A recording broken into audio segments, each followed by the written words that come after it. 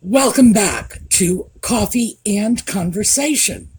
Now, Audie is at my feet. Right now he's asleep. He won't be for long because I thought we would start with a couple more of Colleen's birthday presents. Do you want to open birthday presents? Because I do.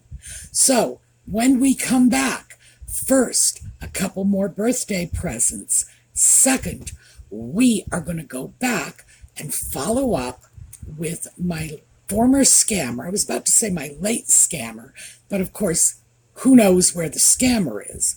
But that is Mrs. Muta. That's the persona of the scammer who contacted me 3 years ago. So, when we come back,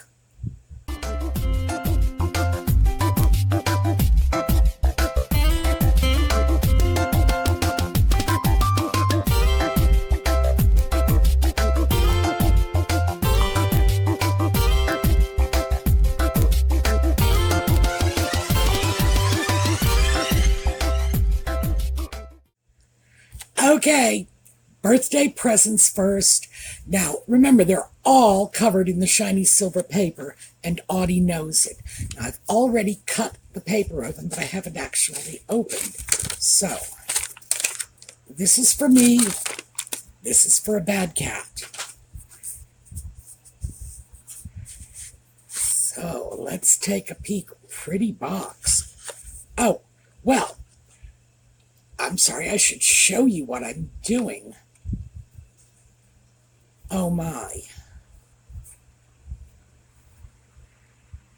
Take a look. Do I have that? No, I don't. I have that upside down.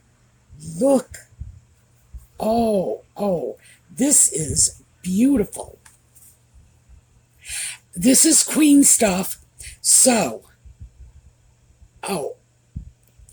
okay. I know exactly what I am going to wear this with because I have this fabulous vintage Abercrombie & Fitch shooting jacket that I bet the Queen would like. So, saving this for the next time I go to Sandringham or Balmoral. But this is lovely. Look at that. It's just so impressive. Now, Colleen said that one of these, and I assume this is the one she meant, one of these items was a limited edition, basically commemorating the loss of the Queen, which is miserably sad for me, but still, it's nice to have something very pretty to remember her by. And now another one. Remember, silver paper. That's what's caught Audie's fantasy.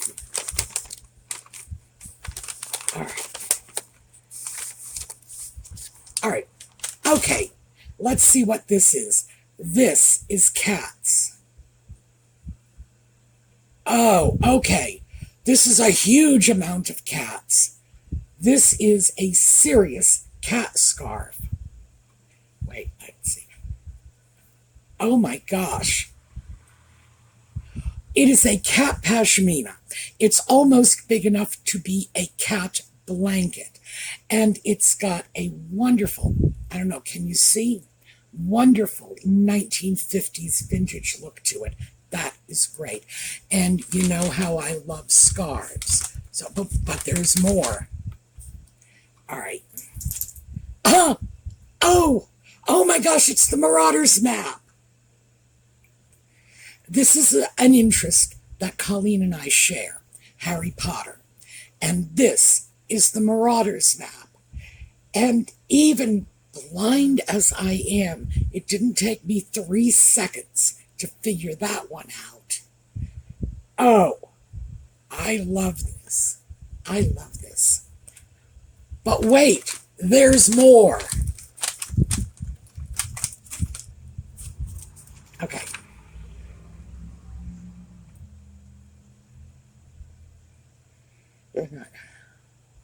They are very fun. Yes, they are not fine designer scarves, but They're very fun. And yes, she is quite right. Now, let's take a peek at this. Oh, here. We have a fan, too. Okay. There we go.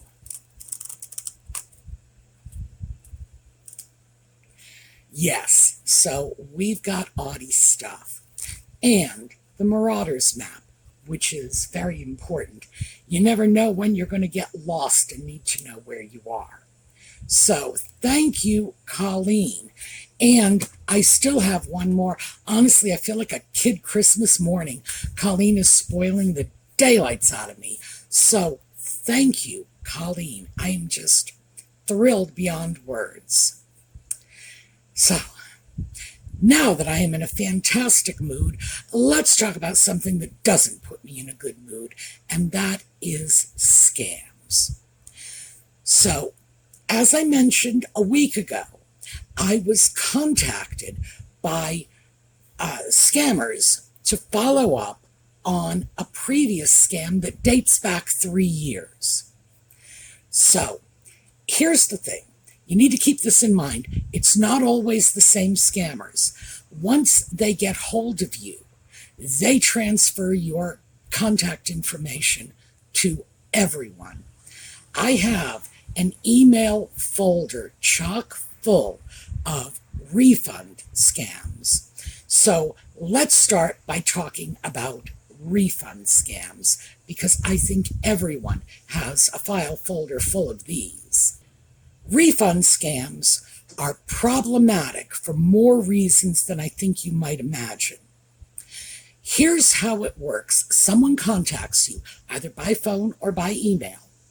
They tell you that you have been charged for something. Who knows what? Audie is at the silver paper on the floor, by the way. You've been charged. I find the common ones are unwanted service agreements or very fancy smartphones. And your PayPal account is about to be charged. Your Amazon account is about to be charged. Your bank account is about to be charged. So your first tip that this is a scam, number one, is they are not coming from PayPal. They are not coming from whoever it is, Nokia, who sells cell phones. They are not coming from Amazon. They come from Gmail accounts. That's your first red flag. Why would Amazon, PayPal, whatever, be contacting you through a Gmail account that is going to be called something along the lines of maryjohnson52@gmail.com? Not happening. No one contacts you off book. You know why? They're paid to do this. Amazon employees draw their paycheck for contacting you, among other things. So how would they do this? How would they would have to take your contact information home with them, have dinner, brush their teeth, whatever, and then sit down at their own personal computer through their own personal email and get in touch with you. Well, that's off the clock. No one's paying them to do that.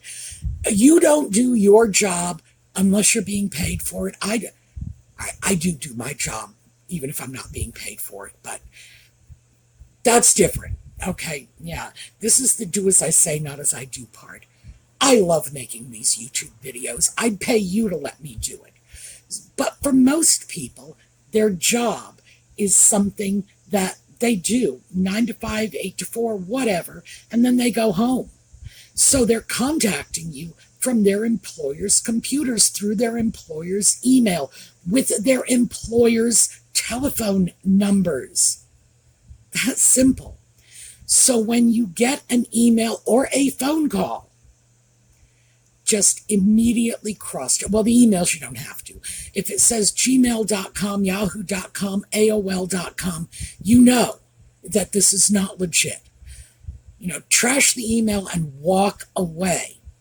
I will admit, I find it entertaining to do a bit of scam baiting, but as I have mentioned before, I'm set up for it. I have software on my computer because of making these videos that will allow me to record phone calls. I have already loaded software that will let me create tracking links. I have multiple scam baiting email accounts that don't connect back to me. If this is something you're thinking about doing, just scam baiting as a hobby, you're going to need to spend a couple of months, and you will need to invest a little money in the software to prep for it. Don't ever try to do it on your own, because doing it on your own only further involves you in the scammers' databases, and it's just going to turn into a nightmare. Eventually, you're going to wake up one morning and pick up your phone, and there's going to be 42 missed calls, all of which are from scammers. Or you're going to open your email, 42 emails in there, all of which are from scammers. Number one, check those email accounts. Always. Now, oh, and by the way, if your email program doesn't automatically show you the email account of the person you've received the email from, go into the tools on your email account and click on Show All Headers, because that gives you everything. That tells you where it's coming from. It tells you if they've sent it to other people, and so on. By the way, when you're done, click it off again, because you don't want like 4 or 5 paragraphs of programming gibberish every time you open an email. But it will tell you who it's come from. So, these scammers will contact you saying, we have noticed this purchase on your account. Contact us if you want to cancel the purchase. Now, no one says that. If you've actually gone out and bought something, nobody writes you back and says, just give us a phone call if you want to cancel. They don't want you to cancel. You bought something from them. As far as they're concerned, if you want to cancel, you sort it out on your own. They don't encourage you to do this. But what the scammers want is they want you to call them, and they will then refund the money to your bank account. Now, they've never charged you the money in the first place, because even if the Gmail or Hotmail or whatever return address isn't a dead giveaway for you, just contact the company they allege they are charging. Did they say it was going through your Amazon account? Call Amazon. Is there a charge on your account? No. And then, if you feel like you want to do this, you can say, I have been advised that such and such charge is going through my Amazon account. Please make sure you block it. How easy is that? Your PayPal account, these transactions come up, and they come up instantly. Someone uses your PayPal account, and bang, it's there, even if PayPal has not yet paid it out. They deal with the paperwork immediately, and then deal with the actual transfer of money afterward, after they've notified you. And you will get a notification from PayPal that a charge has gone through your account. At least I do. So no, what they want is they want you to call them. And mind you, the numbers will have area codes. The big one nowadays, for some reason that I don't understand, is Hawaii. I think that's something like 808. Could be because people confuse it with 800 or 888 numbers, but Hawaii is the popular area code. They want you to call them. Now, if you take any of the numbers they've given you in this email and run them through Google, they will come up with hits as presumed spam number. But again, like I say, you don't have to really pay attention to the first red flag, but by the time there are 3, you need to. When you call these people, what's next? They tell you, we need you to go to this certain website, that is going to connect your computer with their computer so they can process the refund directly to your bank account. When was the last time Amazon ever asked you to do that for a refund? They didn't. Any major company that's giving you a refund refunds it automatically back to the card you used to pay for it. That simple. If you paid for it through your PayPal account, the money gets sent back to PayPal. If you paid it through your debit card through your PayPal account, it'll get sent back to your debit card.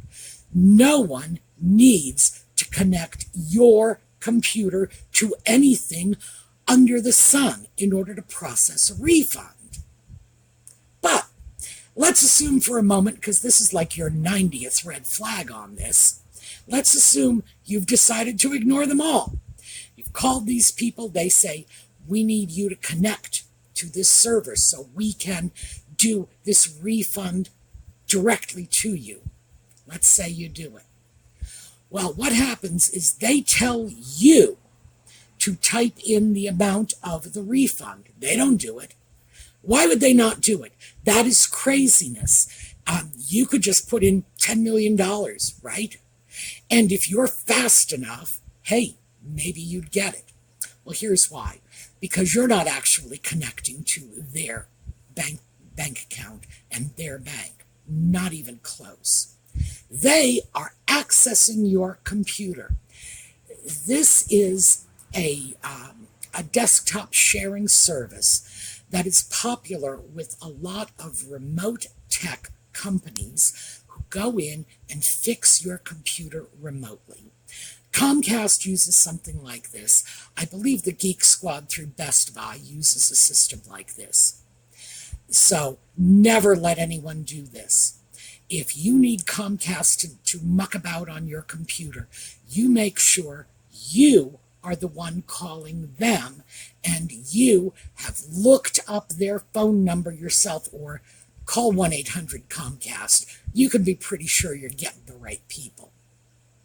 Now, what they do when they have seized control of your desktop and gotten you to log into your bank account, by the way, this should be like the 91st red flag going up, they will make it appear that when you have entered the amount of the refund, $450 for example, that you have accidentally added an extra 0 or 2. Now, you haven't done anything, and this is why they want you to do it, because they want to be able to blame you and prey on your guilt by saying, look, you made this mistake. You're stealing money from us. When, of course, you didn't make the mistake in the first place. No mistake was made. The scammers intentionally altered that amount. Why? Because then they're going to say you have to pay it back. And here's how you pay back. Amazon or Comcast or Nokia phones or whomever. You have to go to the store and buy them iTunes gift cards. Red flag number 92. No business transacts sales using iTunes gift cards. Last week we looked at this, and I believe I showed you the screenshots that read very clearly. iTunes gift cards are used for buying iTunes products and iTunes products only. Steam cards used for buying their products and their products only. And you don't repay Amazon with Amazon gift cards.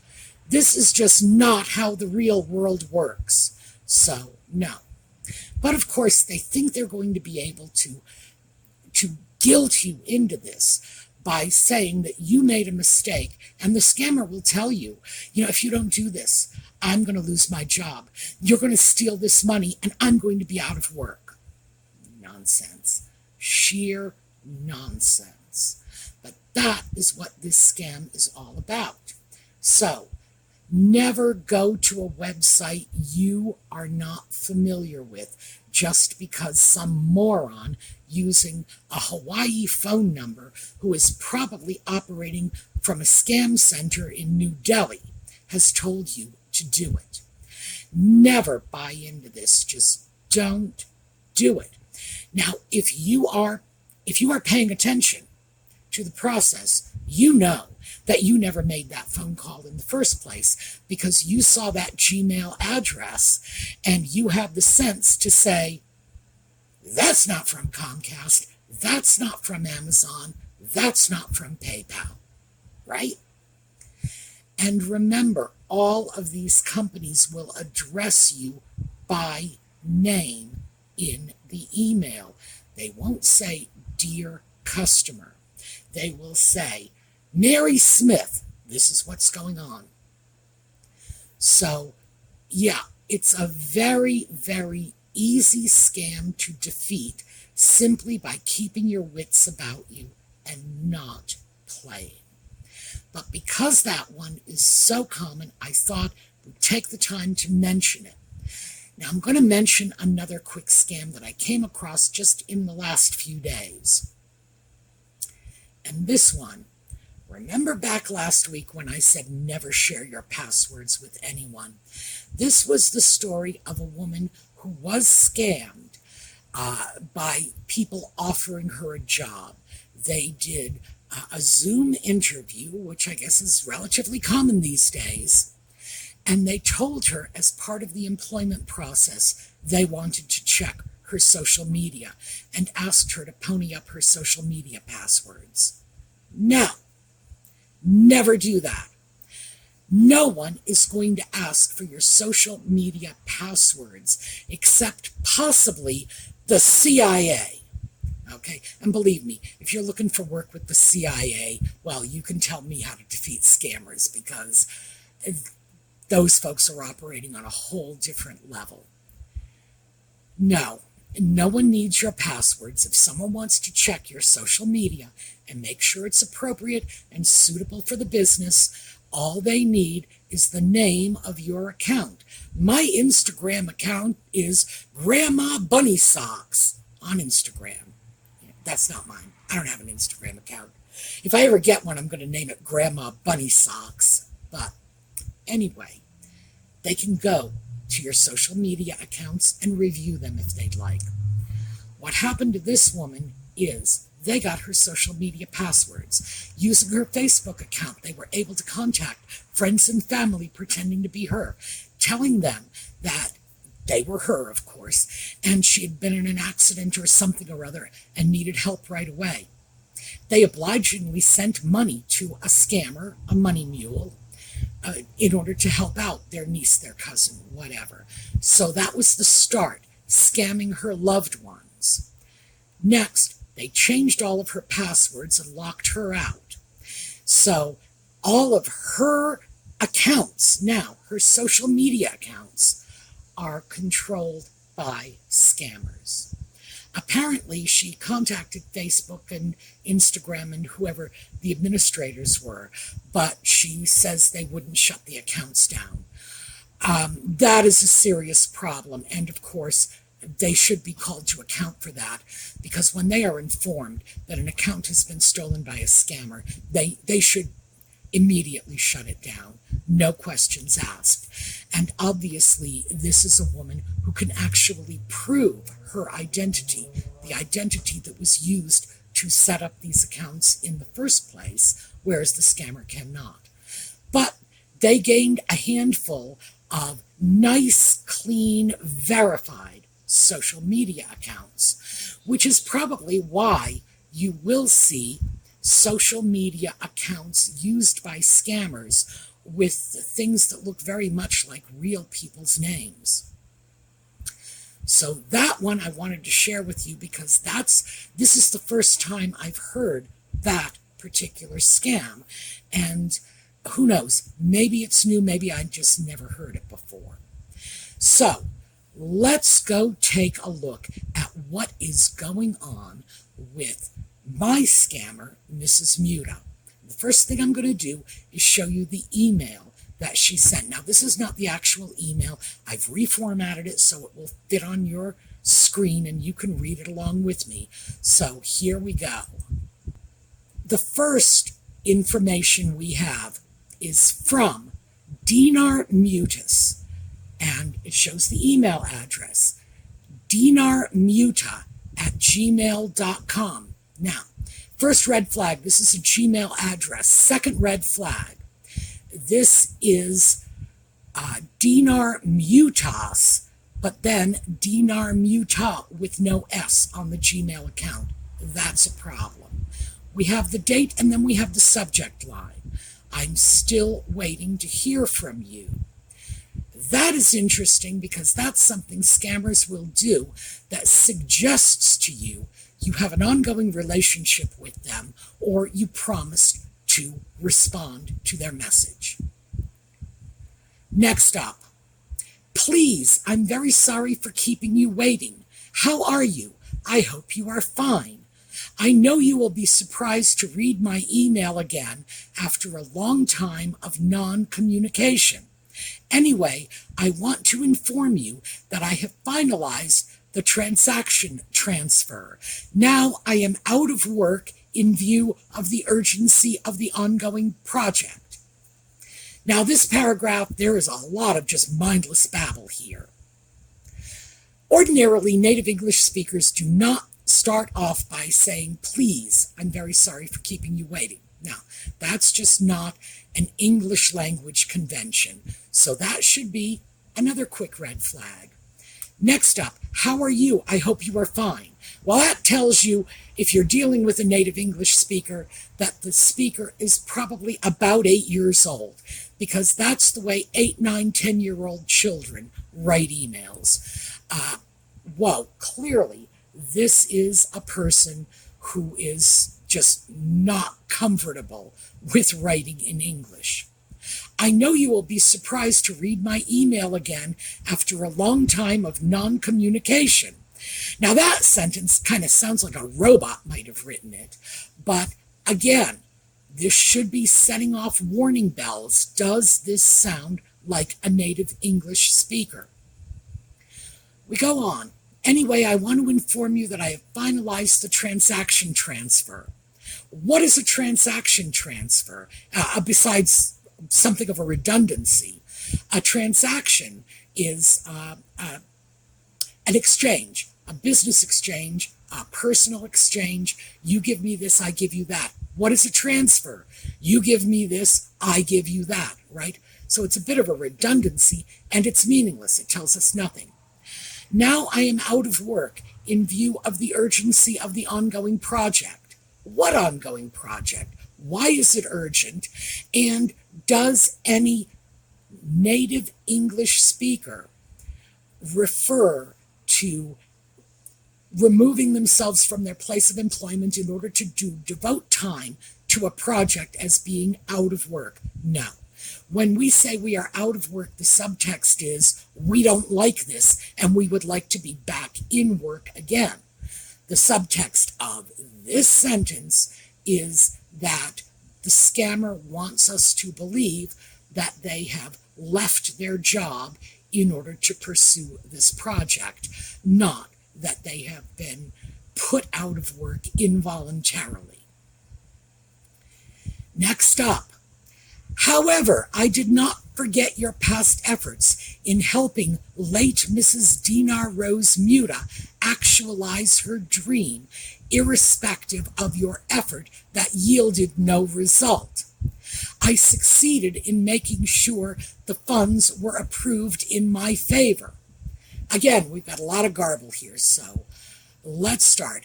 However, I did not forget your past efforts is a perfectly reasonable opening passage to a sentence.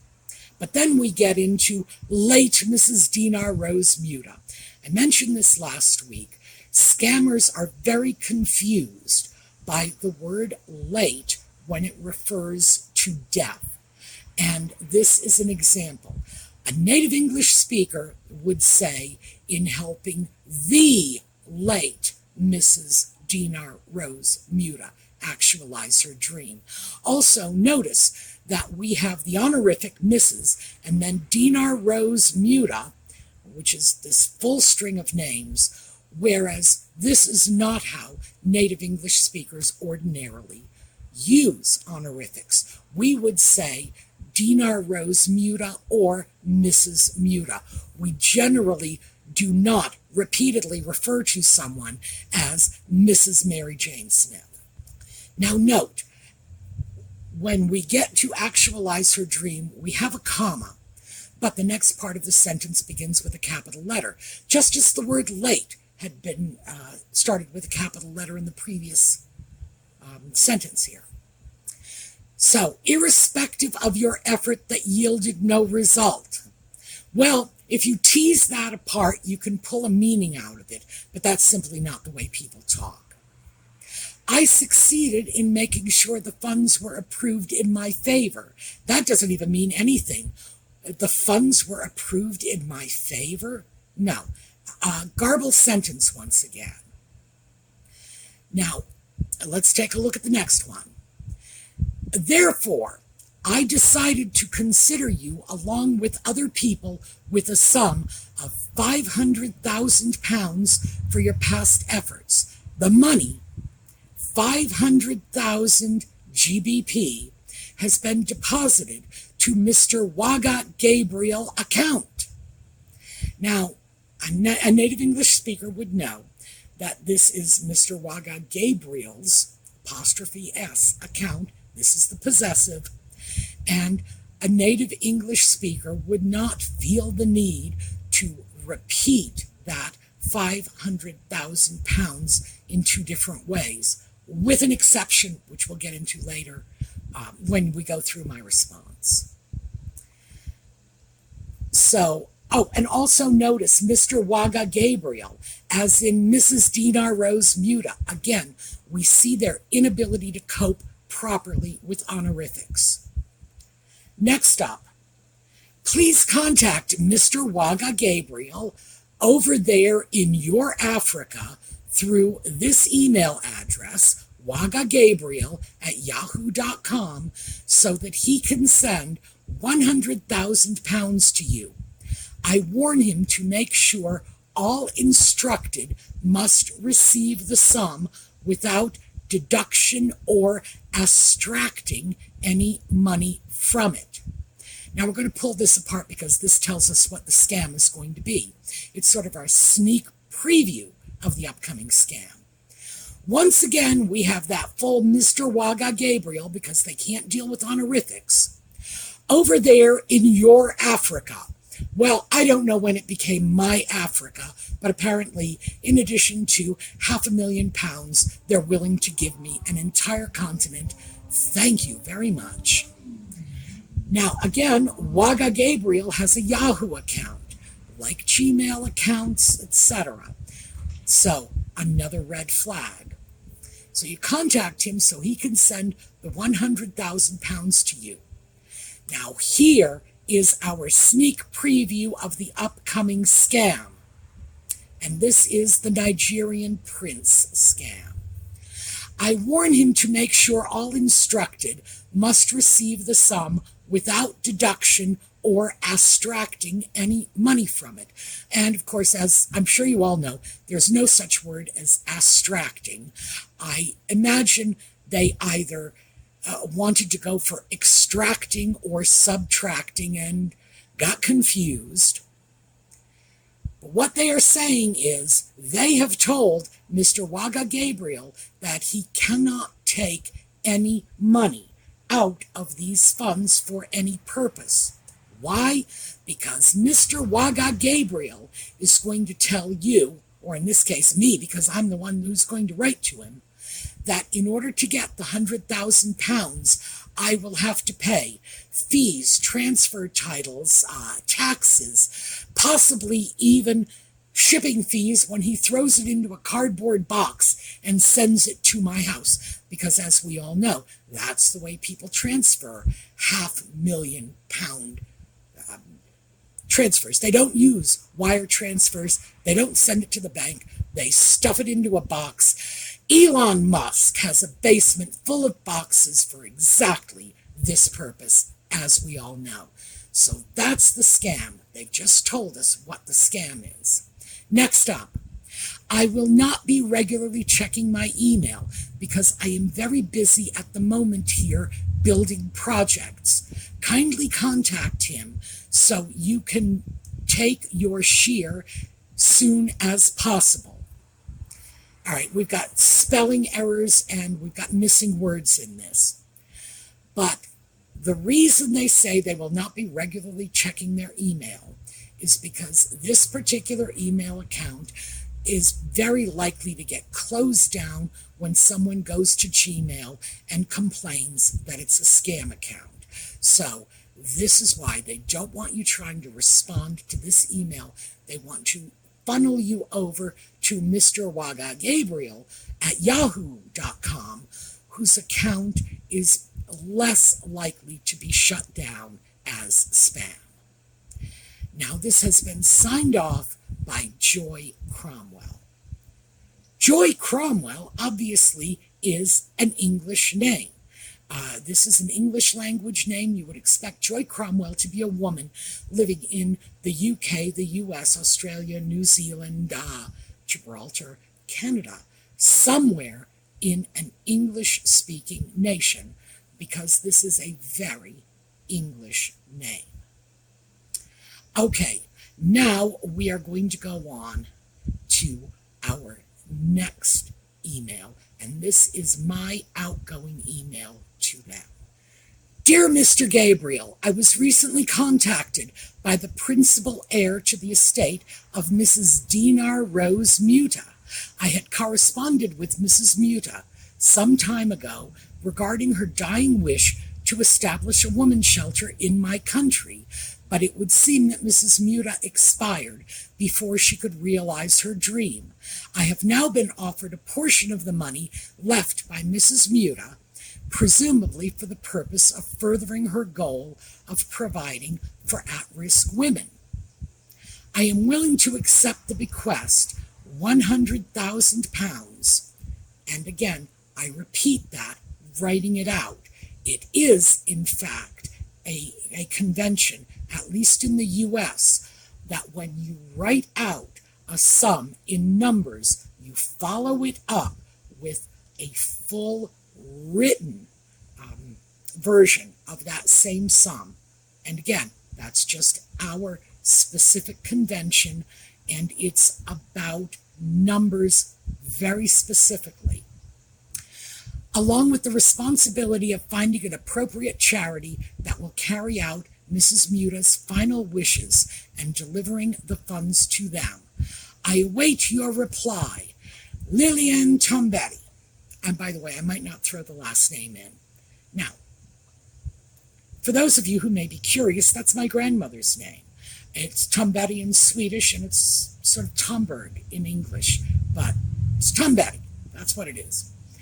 And that is one of the identities I use for scam baiting my dear dead grandmother. The reason I use this is Lillian Tombetti was born 120-some years ago. She doesn't exist on this planet anymore. Long gone. So I still, however, have her name. I have her social security card. I could actually turn that into a false identity. But it's a false identity that if I were ever compelled to use it, could not set anyone up for trouble, because my grandmother's long gone. That is the email I am sending to Mr. Gabriel Waga.